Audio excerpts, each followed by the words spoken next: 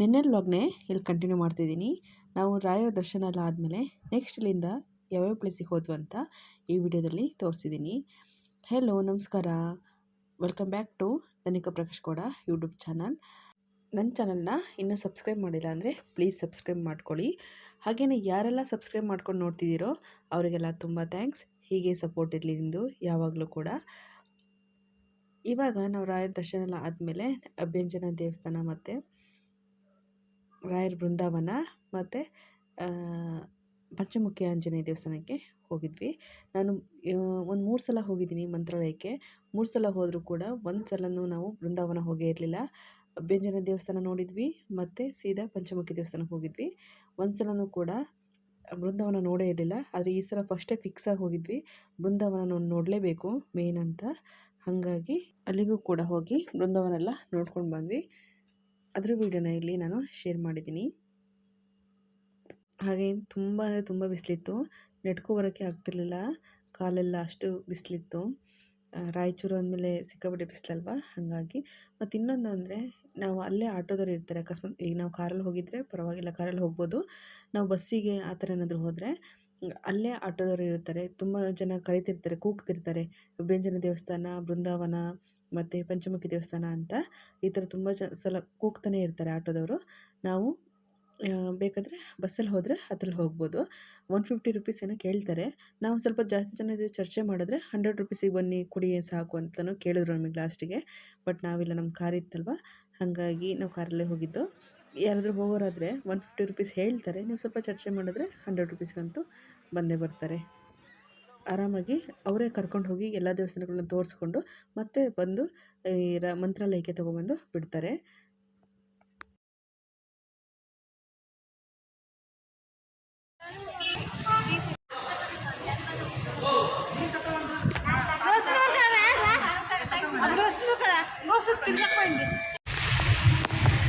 ತುಂಗಭದ್ರಾ ನದಿ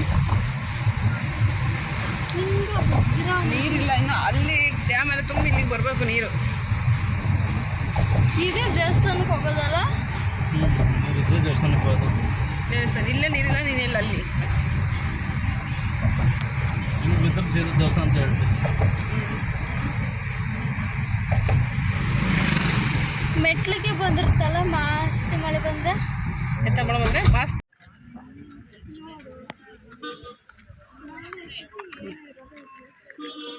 ರಾಯರ ಬೃಂದಾವನಕ್ಕೆ ಬಂದಿವಿ ಇವಾಗ. ಬೃಂದಾವನ ಮತ್ತು ಬಿಚ್ಚಲೆಯಮ್ಮ ದೇವಸ್ಥಾನಕ್ಕೆ ಬಂದಿದ್ದೀವಿ. ನಾವು ಫಸ್ಟ್ ಟೈಮ್ ಈ ದೇವಸ್ಥಾನಕ್ಕೆ ಬಂದಿದ್ದು, ಬಿಚ್ಚಲಮ್ಮ ದೇವಸ್ಥಾನಕ್ಕೆ. ಮತ್ತು ಅಲ್ಲಿ ಕೆಳಗೆ ಹೋದರೆ ರಾಯರ ಬೃಂದಾವನಕ್ಕೆ. ತುಂಬ ಚೆನ್ನಾಗಿತ್ತು ದೇವಸ್ಥಾನ ಅಂತೂ. ಈ ದೇವಸ್ಥಾನನ ಬಾಳೆಹಣ್ಣು ಮತ್ತು ಬೆಲ್ಲದಿಂದ ಕಟ್ಟಿದಾರಂತೆ. ಇದನ್ನೆಲ್ಲ ಬೋರ್ಡು ಅಲ್ಲೇ ಹಾಕಿದ್ರು, ಅದರಲ್ಲೇ ಗೊತ್ತಾಯಿತು ನಮಗೂ ಕೂಡ. ಎಷ್ಟು ಪವಾಡ ಅಲ್ವಾ ಅದೆಲ್ಲ, ನಿಜವಾಗ್ಲೂ ನೆನೆಸ್ಕೊಂಡ್ರೆ, ನೋಡಿದ್ರೆ ನಾವು ಯಾವ ಥರ ಕಟ್ಟಿರ್ತಾರೋ ಅಲ್ವಾ, ಎಷ್ಟು ಪವಾಡ ಇರುತ್ತೆ ದೇವರಿಂದು ಅಂತ. ಮತ್ತು ಈ ದೇವಸ್ಥಾನದಲ್ಲಿ ಕಾಯಿನ್ ಅಂಟಿಸೋದು ಇರುತ್ತೆ. ನಾವೇನು ಅಂದ್ಕೊಂಡು ಸಂಕಲ್ಪ ಮಾಡ್ಕೊಂಡು ಕಾಯಿನ್ ಅಂಟಿಸೋದು, ಅದು ಕೂಡ ನೋಡಿ ಇದೆ ಮುಂದೆ. ಪವಾಡ ಅಂತಲೇ ಹೇಳ್ಬೋದು ದೇವ್ರದ್ದು ನಿಜವಾಗ್ಲೂ. ಒಂದು ಬಾಳೆಹಣ್ಣು ಮತ್ತು ಬೆಲ್ಲದಲ್ಲೇ ದೇವಸ್ಥಾನ ಕಟ್ತಾರೆ ಅಂದರೆ ನೋಡಿಲ್ಲಿ. ಬಿಚ್ಚಲಮ್ಮ ದೇವಸ್ಥಾನದ ವಿಶೇಷ, ಈ ದೇವಸ್ಥಾನದ ಕಟ್ಟಡವು ಬಾಳೆಹಣ್ಣು ಮತ್ತು ಬೆಲ್ಲದಿಂದ ಕಟ್ಟಲಾಗಿದೆ ಅಂತೆ. ಎಷ್ಟು ನೋಡಿ ಚೆನ್ನಾಗಿ ಕಟ್ಟಿದ್ದಾರೆ ಇದನ್ನೆಲ್ಲ ಅಂದರೆ ಅಲ್ವಾ, ಖುಷಿಯಾಗುತ್ತೆ ಇವನ್ನೆಲ್ಲ ನೋಡ್ತಿದ್ದೀವಲ್ಲ ನಾವು ಅಂತ.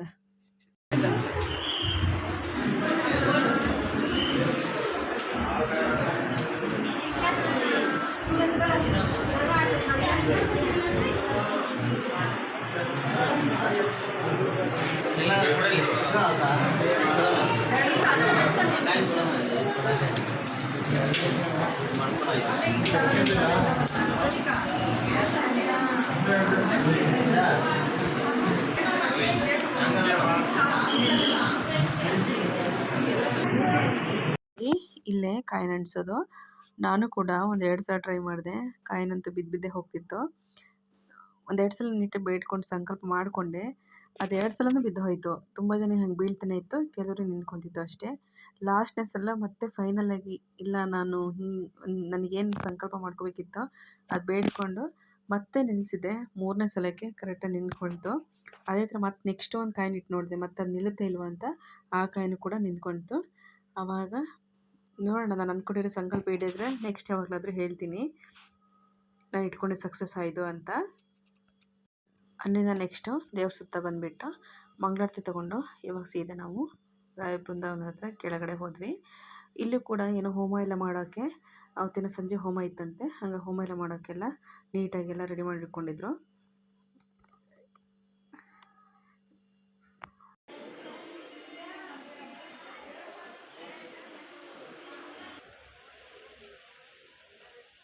ಅಲ್ಲಿಂದ ಬೃಂದಾವನ ಕೆಳಗಡೆ ಹೋದಾಗ ಅಲ್ಲಿ ಏನು ಗುರುಗಳು ಪೂಜೆ ಮಾಡಿರ್ತಾರಲ್ವ, ಅವರು ರಾಯರ ಬಗ್ಗೆ ಅವ್ರು ಯಾವ ಥರ ಅಲ್ಲಿ ಬಂದರು, ಯಾವ ಥರ ಏನು ಯಾವ ಥರ ಜೀವಿಸ್ತಿದ್ರು, ಅದು ಅವ್ರು ಯಾವ ಥರ ಅಲ್ಲಿ ಬದುಕಿದ್ರು, ಆಮೇಲೆ ಅವರು ಬಂದು ಹೋಗೋದಂತ ಈಗಲೂ ಕೂಡ ಅದೇನು ಸ್ನಾನ ಮಾಡಿದ್ರೆ ಬಂದು ಹೊಳೆಯಲ್ಲಿ ಸ್ನಾನ ಮಾಡ್ಕೋಗಿರೋಂತಹ ಕುರುಹುಗಳಿರುತ್ತೆ ಅಂತೆಲ್ಲ ಹೇಳ್ತಿದ್ರು. ಅದನ್ನೆಲ್ಲ ತುಂಬ ಜನ ಕೇಳಿಸ್ಕೊತೀವಿ. ಎಲ್ಲದೂ ಅದು ಒಂದು 5 ನಿಮಿಷನೇ ಹೇಳಿದ್ರು. ಅದು ತುಂಬ ಚೆನ್ನಾಗಿತ್ತು, ನೀವು ಕೇಳಿಸ್ಕೊಡಿ.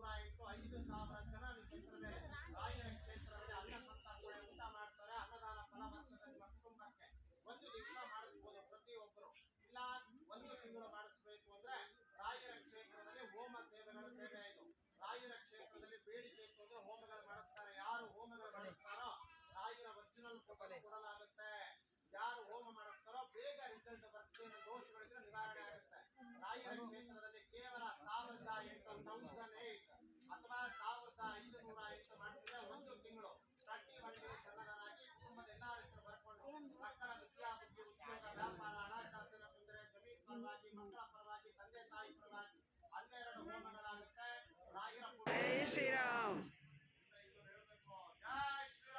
ಜೈ ಶ್ರೀರಾಮ್.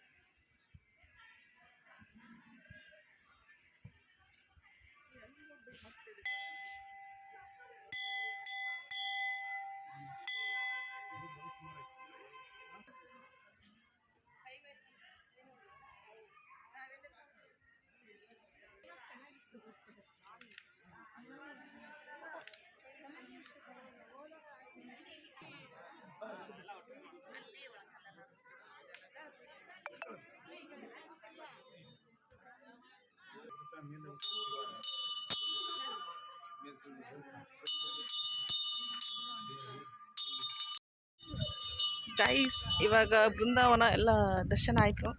ಹೆಂಗಿತ್ತಪ್ಪ ದರ್ಶನ ಗಗನ? ಸೂಪರ್ ಆಗಿತ್ತು. ಚೆನ್ನಾಗಿ ಏನೋ ಹೇಳ್ತಿದ್ರು, ಒಳ್ಳೆ ದರ್ಶನ ಯಾವ ಥರ ಏನು ಸಂಕಲ್ಪ ಮಾಡ್ಕೋಬೇಕು ಅದೆಲ್ಲ ಚೆನ್ನಾಗಿ ಹೇಳಿದ್ರು ಅಲ್ಲಿ ಬೃಂದಾವನದಲ್ಲಿ. ಬಿಚ್ಚಲಮ್ಮ ಮತ್ತು ಸಂಕಲ್ಪ ಅದು ಏನು ಬೃಂದಾವನ ದರ್ಶನ ಮುಗಿಸ್ಕೊಂಡು ಇವಾಗ ಪಂಚಮುಖಿ ಆಂಜನೇಯ ದೇವಸ್ಥಾನ ಹತ್ರ ಹೋಗೋದು. ಮಳೆ ಸ್ವಲ್ಪ ಉದುರುತ್ತಿದೆ, ನೋಡೋಣ. ಮಳೆ ಬರಲಿಲ್ಲ ಅಂದರೆ ಸಾಕು ಅಂದ್ಕೊಂಡಿದ್ದೀವಿ, ನೋಡೋಣ ಹೇಗಾಗುತ್ತೆ ಅಂತ. ಹೋಗೋಣ. ಇನ್ನು ಪಂಚಮುಖಿ ದೇವಸ್ಥಾನ ಇಲ್ಲೇ ಇರೋಣ. ಗಗನ ನೀ ಇರ್ತಿ ಬಿಡಪ್ಪ ಗಗನ್. ಅಯ್ಯಪ್ಪ ಸ್ಮೆಲ್ ಹೀಗೆ.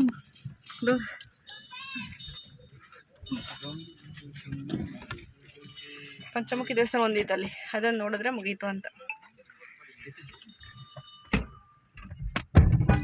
ಮಿಸ್ಸಂತೂ ಕರೆಂಟ್ ಖಾಲಿ ಆಗಿದೆ.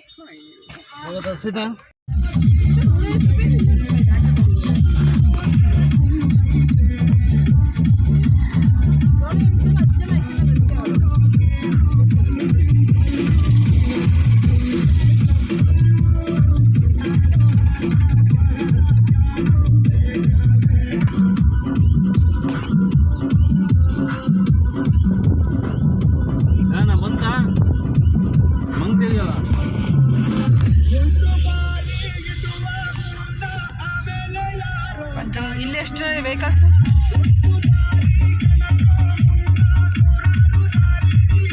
ಎಲ್ಲಿ ಹೋಗ್ತೀರಿ?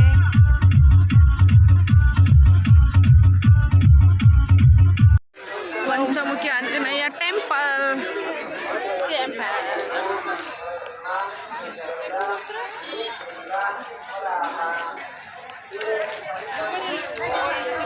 ಕೊಡಬೇಕು ಅವರು 100 ರೂಪಾಯಿಗೆ.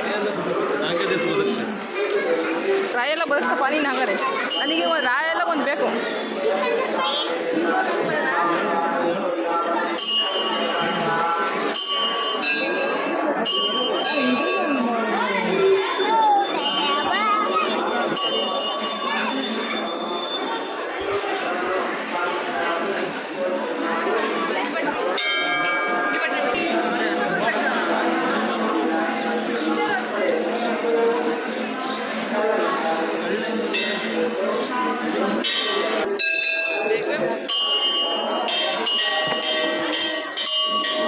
ಬಂತು.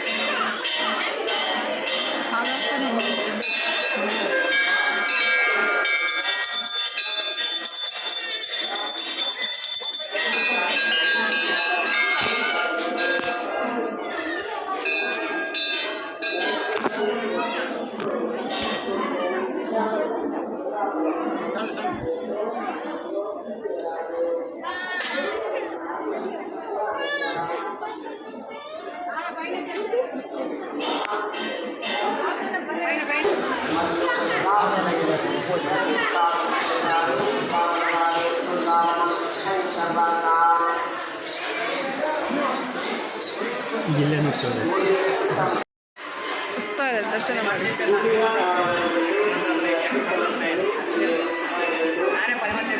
ಸುಸ್ತಾಯ್ತಾ ದರ್ಶನ ಮಾಡಿ?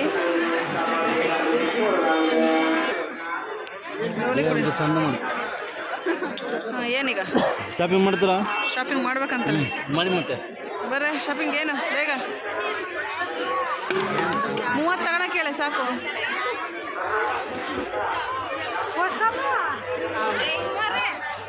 ಏನು ಕೊಡಿಸ್ತಾರೆ? ಅದು ತಗೋ ಒಂದ. ನನಗೆ ಕೇಳಿದ್ರೆ ನಾನು ಕೊಡ್ತೀನಿ, ನಿಂಗೆ ಗೊತ್ತ ಕೇಳಲ್ಲ. ಇದು ತಗೋ ಒಂದ.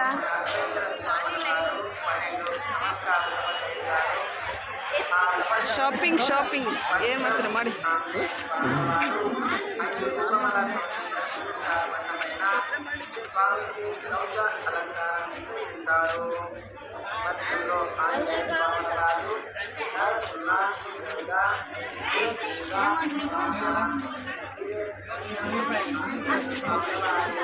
ಶಾಪಿಂಗ್ ಮಾಡೋಕ್ಕೆ ಅಂತ ಹೋದರೆ ಎಷ್ಟು ಕಾಸ್ಟ್ಲಿ ಅಂದರೆ 50 ಇರೋದು 200 ಹೇಳ್ತಾರೆ, 100 ಇರೋದು 300 400 ಹೇಳ್ತಾರೆ, ಕಮ್ಮಿನೇ ಮಾಡೋದೇ ಇಲ್ಲ. ಸಿಕ್ಕಾಪಟ್ಟೆ ಕಾಸ್ಟ್ಲಿ. ಯಾವ್ದು ನೋಡಿದ್ವಿ ನಾವು, ಬಟ್ ಸಿಕ್ಕಾಪಟ್ಟೆ ಕಾಸ್ಟ್ಲಿ ಅಂದ್ಕೊಂಡು ಏನೂ ತೊಗೊಳ್ಳಿಲ್ಲ. ಹಾಗೆ ಸೀದಾ ಬಂದ್ವಿ, ಕುಡ್ಕೊಂಡು ಹಾಗೆ ಹೊರಟ್ವಿ ನಾವು. ಅದು ಕೂಡ ಕಾಸ್ಟ್ಲಿನೇ ಅಲ್ಲಿ. ಇವಾಗ ದಾರಿ ಮಧ್ಯೆ ಬರ್ತಾ ಕಾಫಿ ಕುಡಿಬೇಕು ಅನ್ನಿಸ್ತಿತ್ತು. ಎಲ್ಲರೂ ಆಲ್ಮೋಸ್ಟ್ ಸ್ವಲ್ಪ ಸುಸ್ತಾದಂಗೆ ಆಗಿದ್ರು, ಬೆಳಗ್ಗೆ ಬೇಗ ಎಲ್ಲ ಇತ್ತು. ಹಾಗಾಗಿ ಫುಲ್ ಕೋಲ್ಡ್ ನೀರು ಕುಡ್ಕೊಂಡು ಇವಾಗ ಕಾಫಿ, ಟೀ ಕುಡಿಯೋ ಟೀ. ಬಟ್ ನಾವು ಟೀ ತೊಗೊಂಡಿದ್ವಿ, ತುಂಬ ಚೆನ್ನಾಗಿತ್ತು. ನಮ್ಮ ಅಕ್ಕರು ಕಾಫಿ ತೊಗೊಂಡ್ರು. ಅವ್ರು ಕಾಫಿ ಕುಡಿದ್ರೆ ಪಾಪ ಮಲೆನಾಡೋರಲ್ವ, ಅಭ್ಯಾಸ. ಆದರೆ ಆ ಕಾಫಿ ಸ್ವಲ್ಪನೂ ಚೆನ್ನಾಗಿರ್ಲಿಲ್ವಂತೆ. ಆದರೆ ಕಾಫಿಗೆ ಕಾಸ್ಟ್ಲಿ, ಆದರೆ ಸ್ವಲ್ಪನೂ ಚೆನ್ನಾಗಿರಲಿಲ್ಲ. ಟೀ ಮಾತ್ರ ತುಂಬ ಚೆನ್ನಾಗಿತ್ತು. ಮತ್ತಷ್ಟರಲ್ಲಿ ನಮ್ಮ ಮನೆಯವ್ರು ಬಜ್ಜಿ ಹೋಗಿ ತೊಗೊಂಬಂದರು. ಬಜ್ಜಿ ಮತ್ತು ಕಾಫಿ ಎಲ್ಲ ಕುಡ್ಕೊಂಡು ಅಲ್ಲಿಂದ ಹೊರಟ್ವಿ.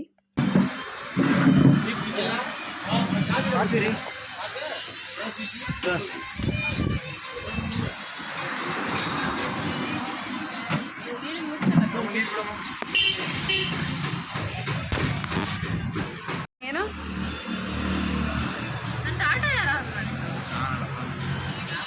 ಎಷ್ಟರ ಹೋಯ್ತಾಗನ ಟೀ ಕುಡಿಯೋಣ ಅಂತ ಒಂದು ಬ್ರೇಕ್ ತೊಗೊಂಡಿದ್ದೀವಿ. ಟೀ ಕುಡಿತಿದ್ದೀವಿ.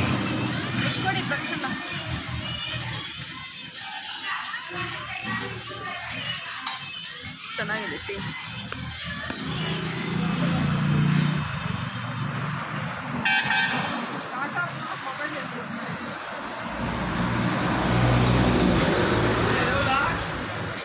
ಈ ಕಡೆ ತಿರುಗು. ನಾನೇನು ಆನೆ ಮಾಡಿಲ್ಲ, ಈಗ ಆನ್ ಮಾಡ್ತೀನಿ. ಗಗನ ಗಾಬರಿ ಅದ ಕಾಪಿ ಕೊಡಲಿಲ್ಲ ಅಂತ.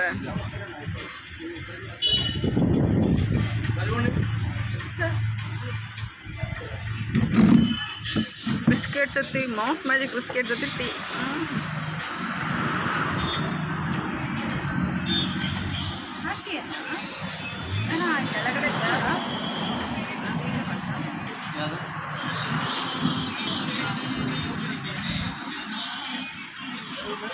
ಅದೇ ಸ್ಟೀಲ್ ಲೋಟದಲ್ಲಿ ಕೊಟ್ರೆ ನಿಮಗೆ? ನಮಗೇನು ಈ ಥರ ಪೇಪರ್ ಕಪ್ಪಲ್ಲಿ ಬೆಸ್ಟಪ್ಪ. ನಮಗೆ ಟೀನು ಮಸ್ತಿದೆ. ಹೆಂಗಿದೆ ವಿಷು ಟೀ? ಚೆನ್ನಾಗೈತೆ. ನಿಮ್ಮ ಬ್ರೂ ಏನು ಡೈಲಿ ಮನೆ ಕೊಡದೆ ಕುಡಿತೀವಲ್ಲ. ಹೆಂಗಿತ್ತು ಗನ್ ಕಾಫಿ? ಟೀ ಚೆನ್ನಾಗಿತ್ತು. ಅಣ್ಣ ಬಿಸ್ಕೆಟ್ ಕೊಡು.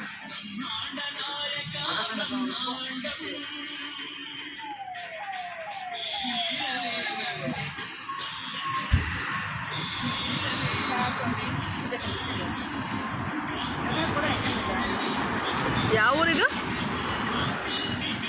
ಯಾವ ಅಂತ ಗೊತ್ತಾಗೋದು.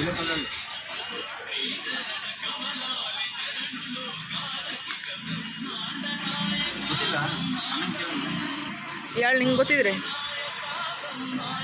ಯಾವ ಊರಾಗನ ನೋಡಿ. ಕರೆಕ್ಟಾಗಿ ಆಫ್ ಮಾಡಿದ್ರೆ ಬಂತು, ತಿರುಗಿ ಬಂತು. ಏನೇನು ಟೀ ಎಲ್ಲ ಒಂದೇ ಕಪ್ಪು ನೋಡಿ. ಕ್ಯಾಚು ಗಾಳಿಗೆ ಸೀರೆ ಮೇಲೆ ಬೀಳುತ್ತೆ. ಡಸ್ಟ್ಬಿನ್ ಹಾಕಮ್ಮ ವಿಸ್ಮಯ್.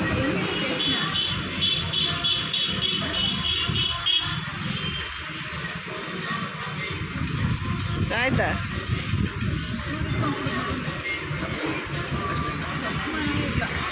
ಟೀ ಚೆನ್ನಾಗಿತ್ತು. ನೀವು ಬಜ್ಜಿ ತಿಂದಿರಾ? ತಿನ್ನಿ. ಎಲ್ಲಿಗೆ ಮಾಡ್ತೀರಾ? ಲಾರಿಯ ವಿಷ್ಣು ಬೇರೆ ಮದುವೆ ಇರುತ್ತೆ ಅಷ್ಟೊತ್ತಿಗೆ. ಅದು ಬೇರೆ. ನಿಮ್ಮನೆ ಕಾರು ಒಂದು ಸಾಕಲ್ಲ ಅಲ್ಲಮ್ಮ? ಬಾವನ್ ಕಾರು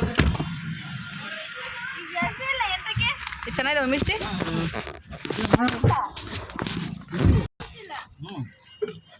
ನನಗಂತೂ ಈ ಡ್ರೆಸ್ ಎಲ್ಲ ಒಂದು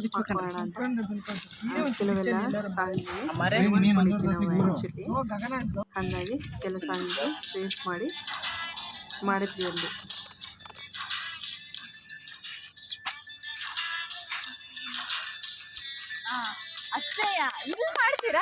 ರೀಲ್ಸ್ ಎಲ್ಲ ಮಾಡಿಕೊಂಡು ಹಾಗೆಯೇ ಅಲ್ಲಿಂದ ಹೊರಟ್ವಿ. ದಾರಿ ಬರ್ತಾ ಫುಲ್ ಎಲ್ರಿಗೂ ಸುಸ್ತು, ಆಲ್ಮೋಸ್ಟ್ ಟೈಮ್ ಬೇರೆ ಆಗಿತ್ತು ಬೆಳಗ್ಗೆ ಬೇಗ ಇದ್ರಿಂದ. ಸ್ಯಾರಿ ಹಾಕ್ಕೊಂಡು ಬೇರೆ ಸುಸ್ತಾಗಿತ್ತಲ್ವ, ಹಾಗಾಗಿ ಡ್ರೆಸ್ ಎಲ್ಲ ಚೇಂಜ್ ಮಾಡಿಕೊಂಡು ಕೆಲವರೆಲ್ಲ ರೀಲ್ಸ್ ಮಾಡಿಕೊಂಡು ಅಲ್ಲಿಂದ ಹೊರಟ್ವಿ. ಹಾಗೆ ದಾರಿ ಬರ್ತಾ ಬೊಮ್ಮನಹಳ್ಳಿಲಿ ಊಟ ಮಾಡಿಕೊಂಡು ಮನೆಗೆ ಬಂದ್ವಿ. ತುಂಬ ಅಂದರೆ ತುಂಬ ಸುಸ್ತಾಗಿತ್ತು. 3:30ಗೆ 3:45 ಅಷ್ಟೊತ್ತಿಗೆ ಎದ್ದಿದ್ದರಿಂದ ಫುಲ್ ಅಂದರೆ ಫುಲ್ ಸುಸ್ತು. ಹಾಗಾಗಿ ನೆಕ್ಸ್ಟ್ ವೀಡಿಯೋ ನಾನು ಏನೂ ಮಾಡಿಕೊಡ್ಲೇ ಇಲ್ಲ.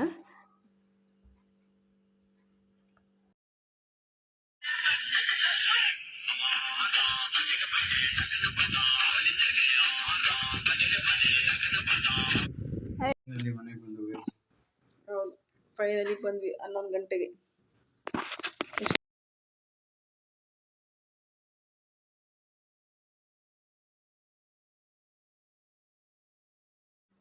ಮನೆಗೆ ಬರೋಷ್ಟೊತ್ತಿಗೆ 11 ಗಂಟೆ. ಫುಲ್ ಸುಸ್ತಾಗಿದ್ದರಿಂದ ಮಲಗಿದ್ರೆ ಸಾಕು ಅನ್ನಿಸ್ತಿತ್ತು.